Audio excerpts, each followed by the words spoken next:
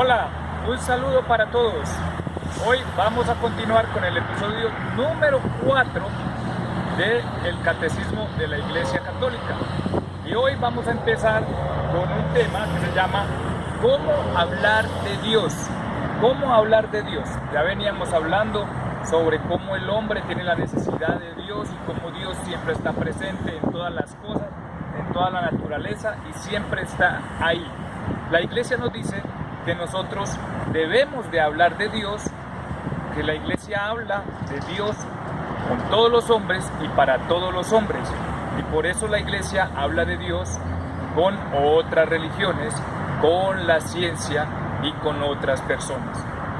Nosotros siempre tendemos a evangelizar, a hablar de Dios, a abrir la puerta para enseñarle a otros, para evangelizar. Hay que aprender a hablar sobre Dios.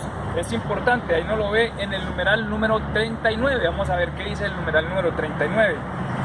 Dice, al defender la capacidad de la razón humana para conocer a Dios, la Iglesia expresa su confianza en la posibilidad de hablar a Dios a todos los hombres y con todos los hombres. Esta convicción está en la base del diálogo con las otras religiones, con la filosofía, la ciencia y también con los no creyentes y con los ateos. No hay que tener miedo a hablar de Dios. Uno le tiene miedo a hablar de Dios cuando no conoce sobre Dios. Aunque nosotros venimos hablando de que Dios, nuestra razón es limitada para hablar y de conocer a Dios, pero con lo que tenemos y con lo que vivimos podemos hablar sobre Dios. Mire que acá hay una cosa muy interesante. Todas las criaturas poseen una cierta semejanza a Dios, muy especialmente el hombre creado a imagen y semejanza de Dios. Las múltiples perfecciones de las criaturas, su verdad, la bondad, la belleza, reflejan por tanto la perfección infinita de Dios. Por ello, podemos nombrar a Dios a partir de las perfecciones de las criaturas, pues de la grandeza y de la hermosura de las criaturas se puede llegar a la analogía de contemplar a su autor. Lo dice el libro de la Sabiduría 13:5. También lo dice Santo Tomás de Aquino.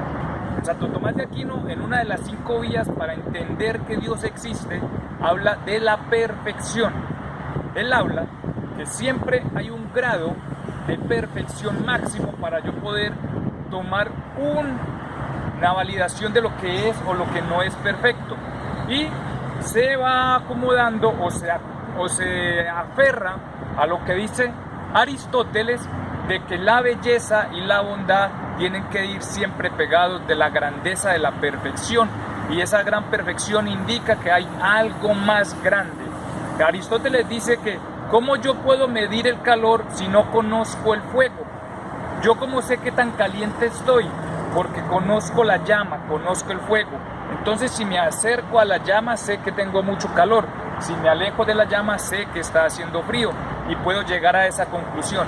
Santo Tomás de Aquino desde la perfección nos dice que tiene que haber algo tan grande en bondad y en belleza y en perfección, como lo veníamos hablando aquí en el Catecismo, para poder medir en comparación a ello. Para yo poder decir que algo está perfecto, que algo es grande, pues tengo que partir de algo que es una perfección total. Es el máximo total de esa perfección para poder medir los niveles de perfección de una criatura o de belleza de una criatura. Y ahí es donde hay una perfección máxima o mayor, y a esa perfección máxima o mayor es a lo que nosotros llamamos Dios. Ahí está muy interesante para que lo miren. Es muy importante las 5 vías que propone Santo Tomás de Aquino. La vez pasada vimos el motor inmóvil, hoy estamos viendo la perfección.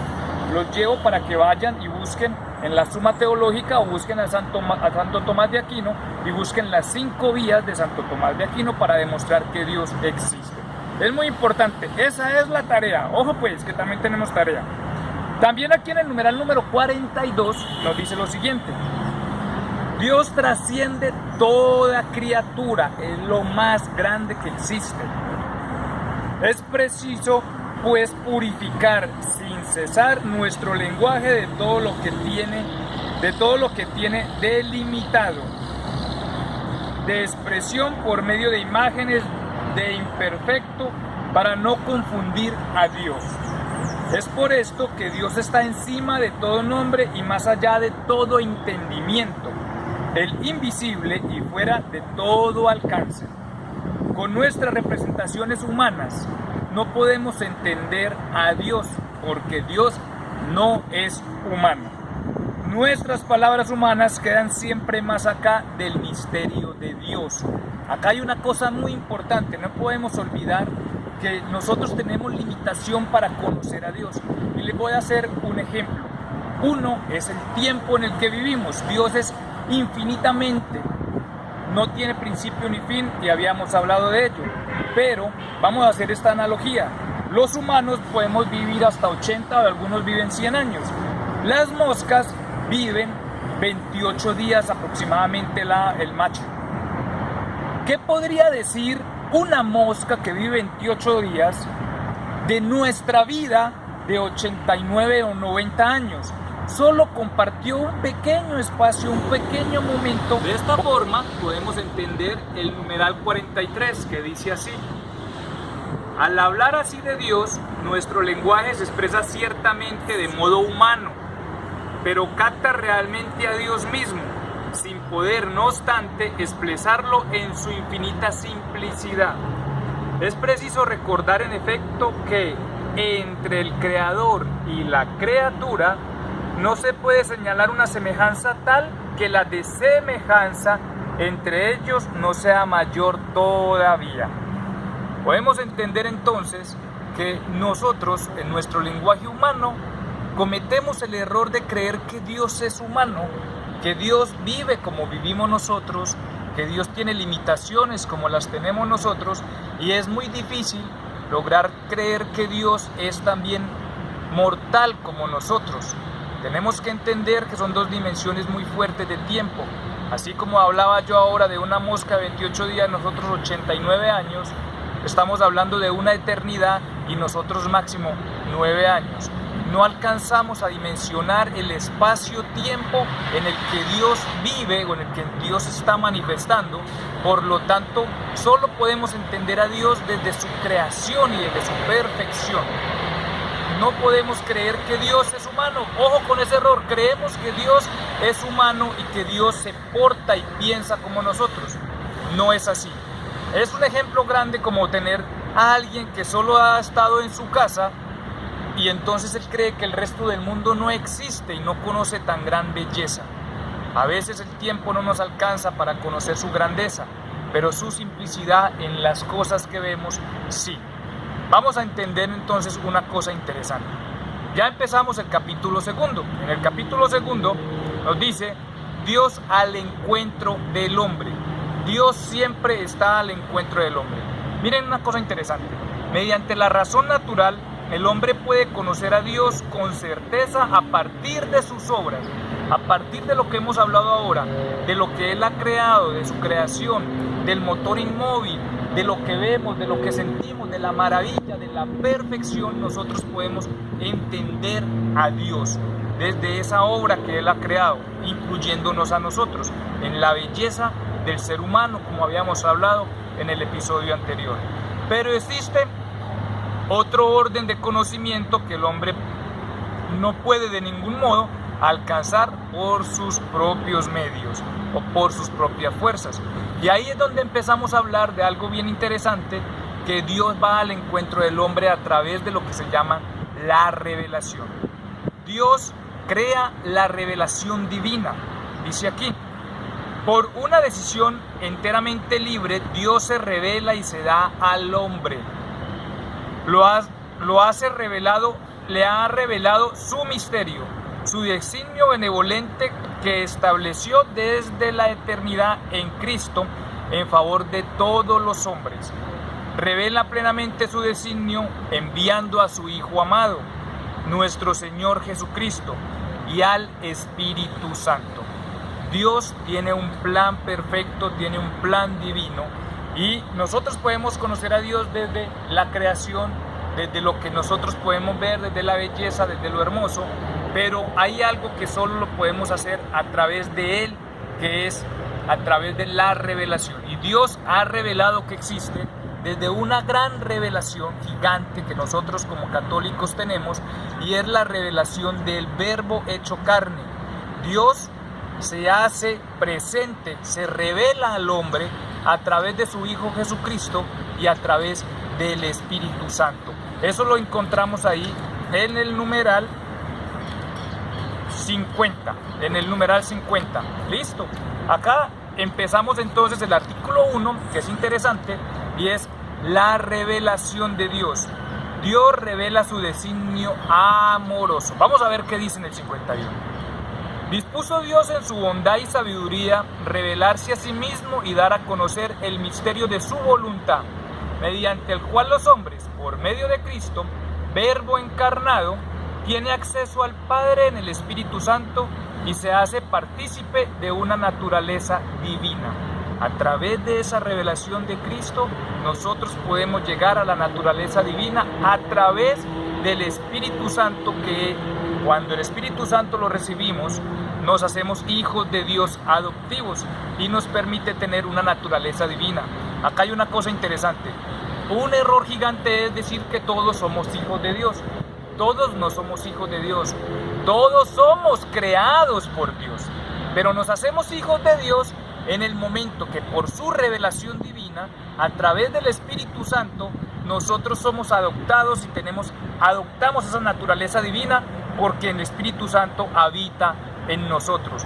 Solo cuando el Espíritu Santo habita en nosotros, nosotros somos adoptados y tenemos una naturaleza divina, solo a través del Espíritu Santo. Mírenlo acá tan interesante, en el numeral 52. Dice: Dios, que habita una luz inaccesible, quiere comunicar su propia vida divina a los hombres libremente creados por Él. Para ellos, en su Hijo único, hijos adoptivos. Él nos hace sus hijos adoptivos. Al revelarse a sí mismo, Dios quiere hacer a los hombres capaces de responderle, de conocerle y de amarle más allá de lo que serían capaces de amar con sus propias fuerzas. Solo a través de Él, solo con la fuerza de Él, solo con el Espíritu Santo nosotros podemos conocerle, encontrarle y amarle más allá de todas nuestras fuerzas. Es muy importante cómo Dios, a través de la revelación, nos permite conocerle realmente. Y en el 53 nos dice lo siguiente: el designio divino de la revelación se realiza a la vez mediante acciones y palabras inmediatamente ligadas entre sí y que se esclarecen mutuamente. Este designio comporta una pedagogía divina en particular. Dios crea una pedagogía para llegar a nosotros y darnos a conocer su grandeza. Dios se comunica gradualmente al hombre, lo prepara por etapas para acoger la revelación sobrenatural que hace de sí mismo y que culminará en la persona y la misión del Verbo encarnado de Jesucristo. Dios tiene un plan, una pedagogía divina para que nosotros podamos entenderlo, y lo usa a través de los profetas. Él empieza a darnos una pedagogía y llega hasta su culmin, que ese es el punto máximo, que es cuando Jesús se encarna. Dios viene y se hace hombre para enseñarnos todo lo que necesitamos sobre Él. La revelación completa es su Hijo Jesucristo. Y acá San Ireneo de León dice lo siguiente, y con esto ya terminamos. Habla en varias ocasiones de una pedagogía divina bajo la imagen de un mutuo acostumbrarse entre Dios y el hombre. El Verbo de Dios ha habitado en el hombre y se ha hecho hijo del hombre para acostumbrar al hombre a comprender a Dios y para acostumbrar a Dios a habitar en el hombre, según la voluntad del Padre.